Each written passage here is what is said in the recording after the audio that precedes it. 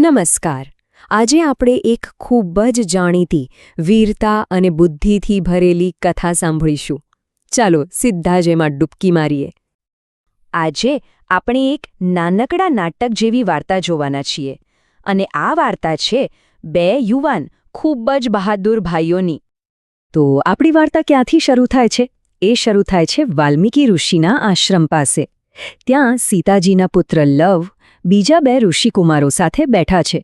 વાતાવરણ એકદમ શાંત છે, પણ આ શાંતિ લાંબો સમય ટકવાની નથી. અને ત્યાં જ અચાનક એક ખૂબ જ સુંદર શણગારેલો ઘોડો દેખાય છે. હવે જુઓ, આ કોઈ એવો તેવો સામાન્ય ઘોડો નથી હો. આ છે એક યજ્ઞનો ઘોડો. મતલબ કે એ રાજાના યજ્ઞ અને એમની સત્તાનું પ્રતીક છે.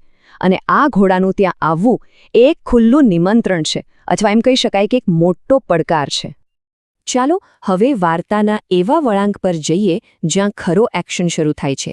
અહીં આ શાહી ઘોડાને લઈને એક મોટો નિર્ણય લેવાશે.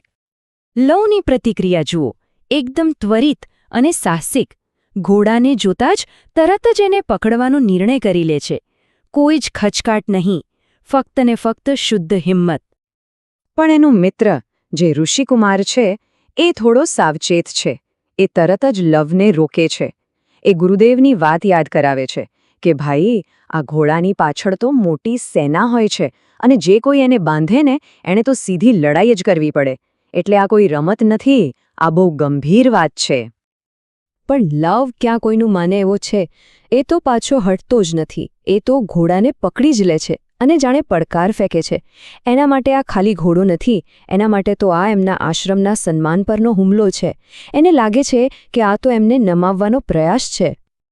જુઓ, લવની હિંમત તો જાણે ચેપી હોય એવું લાગે છે. બીજો ઋષિકુમાર પણ તરત જ આ પ્લાનમાં જોડાઈ જાય છે અને સીધું જ પૂછે છે, શું હું આને આશ્રમની ગૌશાળામાં બાંધી આવું?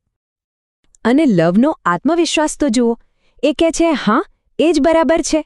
રાજા રામને પણ ખબર પડવી જ જોઈએ કે દુનિયામાં શેરને માટે સવા શેર હોય છે. મતલબ કે દરેક શક્તિશાળી વ્યક્તિને એનાથી પણ વધુ શક્તિશાળી કોઈક મળી જ શકે છે. આ એક એકદમ સ્પષ્ટ સંદેશો મોકલવામાં આવી રહ્યો છે.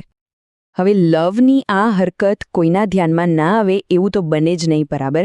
એટલે હવે ટૂંક સમયમાં જ એક મોટો મુકાબલો થવાનો છે. અને જેવો ડર હતો એવું જ થયું.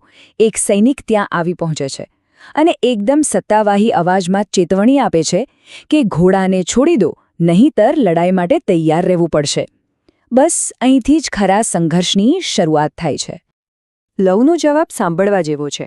પોતાનું ધનુષ્ય હાથમાં લેતા એ એકદમ શાંતિથી કહે છે, તો અમે તૈયાર છીએ. એના અવાજમાં ડરનું નામો નિશાન નથી. અને બરાબર એ જ સમયે કોણ આવે છે? લવનો ભાઈ કુશ. એ પણ એટલી જ બહાદુરી સાથે આવીને પડકાર ઝીલી લે છે. હવે બંને ભાઈઓ ખભે ખભા મિલાવીને ઊભા છે. પણ અહીં લવની એક ખાસ વાત જોવા મળે છે, એની ન્યાયની ભાવના. એ જુએ છે કે સૈનિક તો એકલો જ છે, એટલે કુશને કહે છે કે તું હમણાં બાજુ પર રહે. એકની સામે એક જ લડશે. આ એની હિંમત તો બતાવે છે, પણ સાથે સાથે એના સિદ્ધાંતો પણ બતાવે છે. તો ચાલો હવે આપણે સીધા વાર્તાના ક્લાઇમેક્સ પર પહોંચીએ. યુદ્ધ. શું લાગે છે? શું થશે જ્યારે આ બે નાના છોકરાઓ રાજાના સૈનિકનો સામનો કરશે? લડાઈ શરૂ થાય છે અને પરિણામ તો ધાર્યા કરતાં પણ વધુ ઝડપથી આવે છે. લવ એક જ ઝાટકે સૈનિકને જમીન પર પછાડી દે છે. ખરેખર આ નાનકડા છોકરાની તાકાત તો માનવામાં જ ના આવે એવી છે. પણ વાત અહીંયા જ પૂરી નથી થતી. હવે તો બીજા સૈનિકો પણ આવી પહોંચે છે. પણ લવ અને કુશ ભેગા મળીને એ બધાને હરાવી દે છે. એમની આ લડવાની કુશળતા ખરેખર અસાધારણ છે, જોવા જેવી છે. આ બધું જોઈને સેનાના એક મોટા અધિકારી સુમંત તો એકદમ આશ્ચર્યચકિત થઈ જાય છે.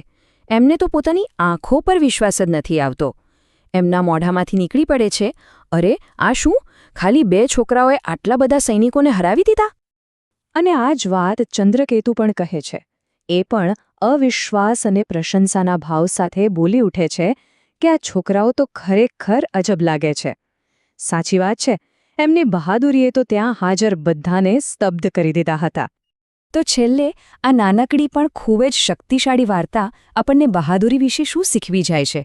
એ આપણને યાદ અપાવે છે કે સાચી હિંમત એ ઉંમર કે કદ પર આધાર નથી રાખતી, પણ એ તો પોતાના સન્માન અને સિદ્ધાંતો માટે મક્કમતાથી ઊભા રહેવામાં છે. ખરેખર વિચારવા જેવો સવાલ છે, ખરું ને?